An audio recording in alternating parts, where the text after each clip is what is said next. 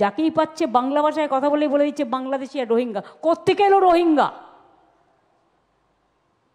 রোহিঙ্গা তো মায়ানমার। ওরা বাংলাটা জানলো কোত্থেকে?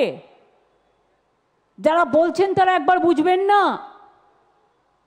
আর বাংলাদেশে সেই লাস্ট চ্যাপ্টার 1971 মার্চ, যখন ইন্দিরা মুজিব চুক্তি হয়েছিল, যারা রিফিউজিরা এসেছিল উদ্বাস্তু হয়ে সব কিছু হারিয়ে আমাদের দেশে ফিরে এসেছিল, তারা তো ইন্ডিয়ান সিটিজেন ভেরি মাচ।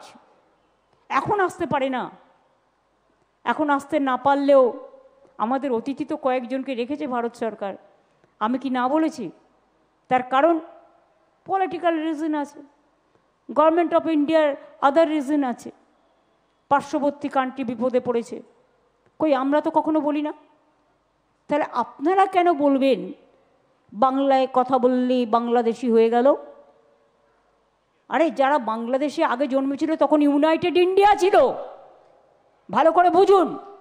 তাদের অভ্যাসটা রয়ে গেছে কথা বলার, but they are not Bangladeshi, very much they are Indian. কেন বলবে 17 লক্ষ লোকের নাম বাদ দিয়ে দাও? কে তুমি হরিদাস? কে তোমরা?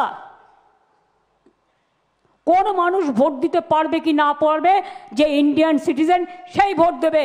যারা বাংলায় বাস করে, বাংলার নাগরিক, কেন তুমি তার নাম কাটবে? সে কোন কাস্ট, কোন ক্রিড, কোন রিলিজিয়ান, কোন স্টেট তোমার দেখার দরকার নেই। They are very much voters of Bengal. কেউ বলছে 17 লাখ রোহিঙ্গা আছে। আমি তো বললাম তো বতা দিজিয়ে, পতা দিজিয়ে। पत्ता पत्ता माने ठिकाना, give me the address and please speak out where they are.